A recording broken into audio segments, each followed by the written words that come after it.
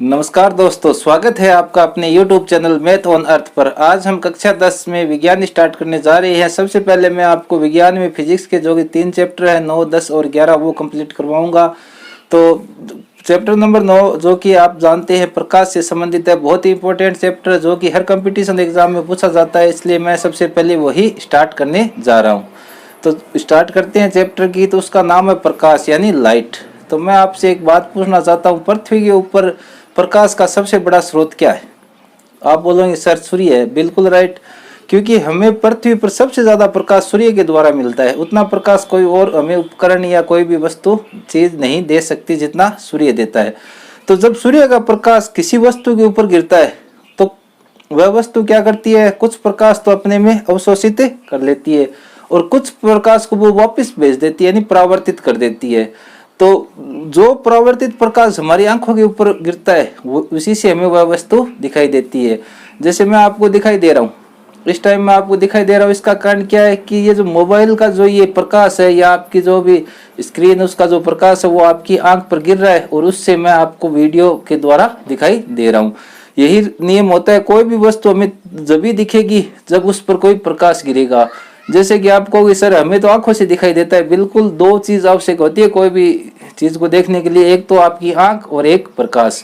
आंख, एक एग्जांपल लेता हूं मैं। जैसे आप किसी अंधेरे कमरे में गए, आपकी आंख आपके पास होती है, लेकिन आपको क्या कोई वस्तु दिखाई देती है? क्या नहीं देती।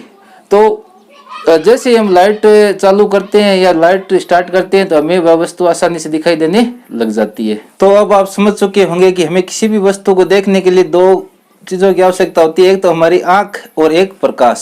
तो प्रकाश के द्वारा क्या होता है कि जब किसी भी वस्तु के ऊपर प्रकाश गिरता है तो वह वस्तु कुछ प्रकाश को तो अपने में अवशोषित कर लेती है और कुछ प्रकाश को वापस भेज देती है, जिसे परावर्तित कर देती है या जिसे हम परावर्तित करना कहते हैं। इसी पर एक रूल होता है फिजिक्स का, बहुत ही इंपॉर्टेंट, परावर्तन का नियम। तो सबसे पहले वही स्टार्ट कर रहा हूं मैं कि परावर्तन का क्या नियम होता है। इंपॉर्टेंट है एग्जाम की दृष्टि से। देखिए मैंने बोर्ड पर लिख रखा है ये पहले से ही, जिससे कि समय न लगे। तो पहले ये देखिए कि क्या होता है प्रकाश का परावर्तन। मैं डेफिनेशन बता रहा हूँ, फिर समझा दूंगा आसानी से, आप पूरा वीडियो देखना। जब कोई प्रकाश की किरण, कोई भी किरण होती है, प्रकाश आपको पता है किरण के माध्यम से गतिमान होता है। एक तो होता है किरण है और एक होता है किरण पुंज, ठीक है। जैसे बैटरी होती है, टॉर्च होती है, तो उसकी लाइट समांतर गिरती है, वो किरण की पुंज होती है। तो हम एक किरण की बात कर रहे हैं कि जब कोई प्रकाश की किरण एक माध्यम से चलकर, अब आगे बात माध्यम की। मैंने कह दिया माध्यम दो प्रकार के, आप ध्यान रखें, एक तो सघन माध्यम, एक विरल माध्यम। विरल जो हल्का हो और सघन जो मतलब जिसमें पदार्थ के अणु या परमाणु कण जो क्या है पास पास में हो, ठीक है। जैसे कि मान लो अभी हम चित्र देखेंगे उसमें आपकी अच्छी तरीके से समझ में आ जाएगा। जब कोई प्रकाश की किरण एक माध्यम से चलकर दूसरे माध्यम की सतह से टकराकर एक माध्यम से आती है और दूसरे माध्यम की सतह पर वो टकराती है और वापस उसी माध्यम में लौट आती है, इस घटना को प्रकाश का परावर्तन कहते हैं। अब आप बोलोगे सर ये तो हमें याद नहीं हो रही, कठिन लग रही है। बिल्कुल, एक आपको मैं चित्र देख रहा हूं उसके द्वारा समझिए, बिल्कुल आसानी से आपकी समझ में आ जाएगा।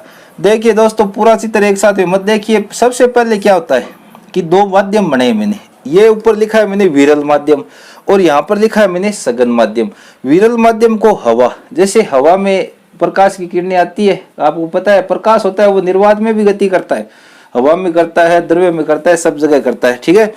तो ये देखिए विरल माध्यम है हवा, यानी एक माध्यम ये हो गया हमारा, पहला माध्यम ये हो गया, ठीक है। और दूसरा माध्यम मैंने बनाया सघन माध्यम, ठीक है। दूसरा माध्यम सघन, ये मैंने ले लिया पानी, ठीक है।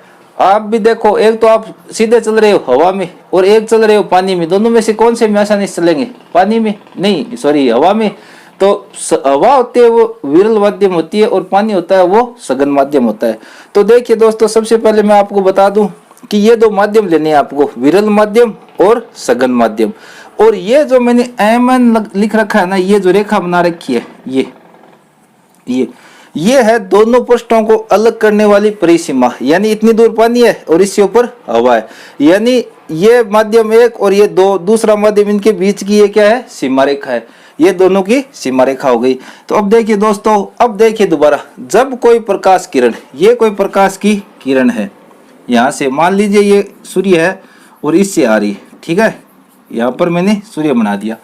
जब कोई प्रकाश किरण, ये कोई प्रकाश की किरण है, एक माध्यम से, तो ये पहला माध्यम है, ये हवा से चलकर दूसरे माध्यम की सतह, तो दूसरा माध्यम की सतह ये होगी यहाँ पर, यानी इस माध्यम से चलकर इस दूसरे माध्यम की सतह, यानी यहाँ पर P बिंदु पर की सतह से टकराकर वापस उसी माध्यम में, यहां से टकराने के बाद में ये क्या आगे गई है या वापस चली गई, ये देखिए वापस चली गई इस साइड में ऊपर, यानी विरल माध्यम से आई, सघन माध्यम की सतह से टकराई और वापस किस में चली गई, विरल माध्यम में चली गई। प्रकाश की इस घटना को क्या कहते हैं, प्रकाश का परावर्तन। तो देखिए दोबारा, जब कोई प्रकाश की किरण एक माध्यम यानी विरल माध्यम, एक माध्यम से चलकर दूसरे माध्यम की सतह से टकराकर पुनः उसी माध्यम में लौट जाती है या वापस उसी टकराकर वापस उसी माध्यम में लौट जाती है, उसे प्रकाश का परावर्तन कहते हैं। बिल्कुल इजी याद हो जाएगा आपको, ये चित्र याद रखिए आप। देखिए कैसे, जब प्रकाश की किरण एक माध्यम से चलकर दूसरे माध्यम की सतह पर टकराकर पुनः उसी माध्यम में लौट आती है, उसे प्रकाश का परावर्तन कहते हैं, या इस घटना को प्रकाश का परावर्तन कहते हैं। ये इसकी डेफिनेशन होगी दोस्तों। तो आशा करता हूँ आपको प्रकाश का परावर्तन की डेफिनेशन, पूरा नहीं हुआ अभी, डेफिनेशन समझ में आ गई होगी। अब इसके होते हैं नियम। मुख्यतः नियम 2 होते हैं, लेकिन आपके 3 दे रखे हैं, मैं तीनों बता देता हूँ, ठीक है। इसमें एक चीज और समझनी होती है। देखिए, ये जो किरण आ रही है, मैंने बोला ना, जब कोई प्रकाश की किरण एक माध्यम से चलकर, तो ये चलकर आ रही है ना, इसको कहते हैं आपतित किरण। कौन सी किरण है, आपतित, आपतित किरण यानी आने वाली किरण, और टकरा के ये जा रही है, इसको कहते हैं परावर्तित किरण। कौन सी किरण है, परावर्तित किरण, ये ध्यान रखना।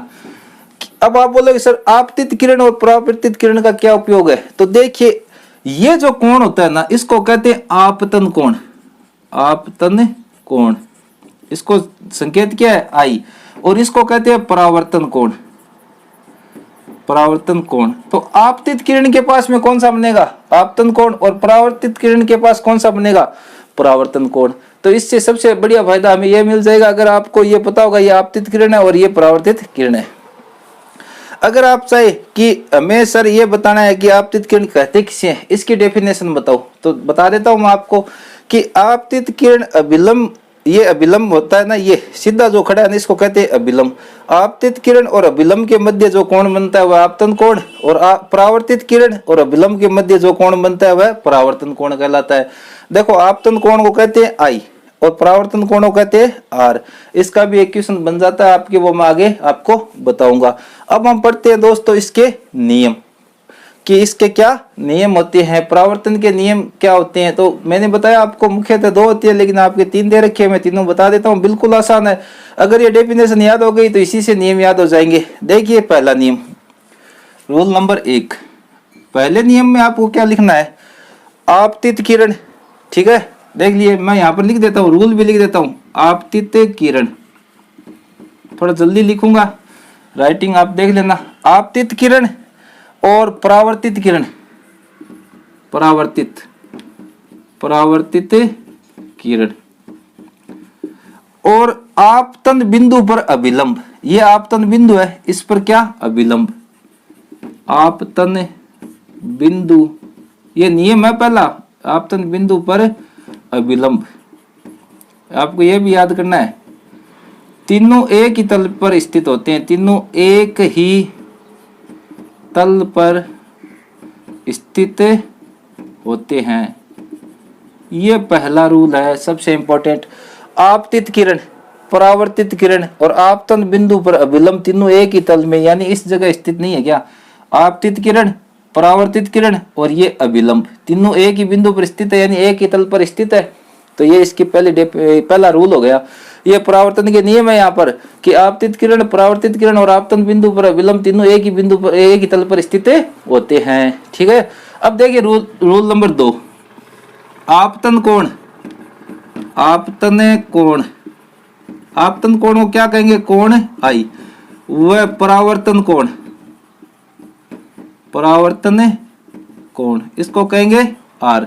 आपतन कोण व परावर्तन कोण बराबर होते हैं, ठीक है दोस्तों, ये भी आपका एक रूल बन गया, बराबर होते हैं, ये नियम चल रहे हैं, यानी कोण आई बराबर कोण आर। दूसरा नियम आप ये याद रखना, इस चित्र से हो रहा है, ये आई और आर क्या दोनों बराबर। अब आगे बात तीसरा, ये जो परावर्तित किरण है ना, इसकी आवृत्ति और चाल अपरिवर्तित रहती है, यानी जितनी स्पीड से आती है और जितने डिग्री कोण पर आती है उतने डिग्री से ये वापस से चली जाती है। ठीक है, यानी परावर्तित किरण, ये तीसरा नियम है, परावर्तित किरण की आवृत्ति व चाल सदैव अपरिवर्तित रहती है।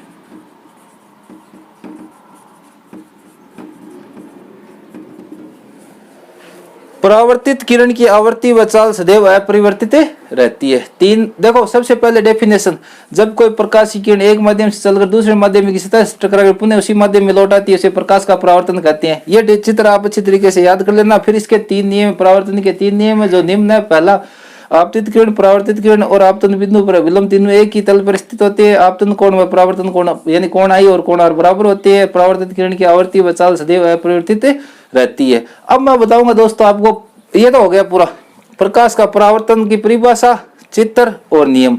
अब आते हैं परावर्तन के प्रकार, बिल्कुल छोटा सा है, फिर आपका ये परावर्तन का टॉपिक पूरा हो जाएगा। परावर्तन के कितने प्रकार होते हैं वो मैं अभी आपको बता रहा हूँ। देखिए दोस्तों, परावर्तन दो प्रकार का होता है, नियमित परावर्तन और विसरित परावर्तन। परावर्तन की डेफिनेशन, नियम आप सीख चुके हैं। परावर्तन के प्रकार, परावर्तन दो प्रकार का होता है, तो नियमित और विसरित। अब आप बोलोगे सर ये क्या होते हैं? देखिए, मैंने डायग्राम बना रखा, आप देखिए, ये कोई सतह है, मान लीजिए Mn है, ठीक है, इस पर ये किरणें आ रही है। आप देखिए ध्यान से, यहाँ से आ रही है और यहाँ पर जा रही है। तो यदि आप ध्यानपूर्वक देखेंगे तो ये एकदम जितने डिग्री से आ रही है उतने डिग्री से ही वापस से जा रही है, यानी इनमें निश्चित है कि जितनी आवृत्ति या चाल से आ रही है उसी हिसाब से वापस जा रही है। तो ये होता है नियमित। इनमें क्या होता है कि जैसे मान लो कोई किरण इस प्रकार से आ रही है तो ऐसे जाएगी, ठीक है, निश्चित होता है। ये कहाँ पर होता है? जहाँ पर समतल होता है या समतलीय फर्श होता है, चिकना फर्श होता है या कांच वगैरह होता है ना, वहाँ पर ये आपको नियमित परावर्तन मिलता है। अब आगे बात विसरित। विसरित आप इसमें कोई रूल नहीं लगता। जैसे मान लो ये किरण यहाँ से आई तो ऐसे चली गई, यहाँ से आई वो ऐसे चली गई, यहाँ से आई वो वैसे, जैसे मान लो यहाँ से आ रही है तो वो वापस ऐसे भी जा सकती है। मतलब इसमें कोई निश्चित रूप से परावर्तन का नहीं होता। तो ये कहाँ पर होता है? खुरदरी सतह पर। तो ये तो आपको केवल ध्यान में रखनी है कि परावर्तन कितने प्रकार के होते हैं, नियमित और विसरित। नियमित कहाँ पर होता है? समतलीय या चिकनी सतह होती है, कांच की सतह होती है, जहाँ पर चिकनाई होती है ना, वहाँ पर क्या होता है? नियमित परावर्तन। और खुरदरी जगह पर कौन सा होता है? विसरित परावर्तन। तो आशा करता हूँ दोस्तों आपको परावर्तन का टॉपिक क्लियर हो गया। अब आगे की टॉपिक हम नेक्स्ट वीडियो में करेंगे। यदि वीडियो अच्छा लगा तो वीडियो को लाइक करें, चैनल को सब्सक्राइब करें और अपने दोस्तों में ज़्यादा से ज़्यादा शेयर जरूर करें। धन्यवाद। जय हिंद, जय भारत।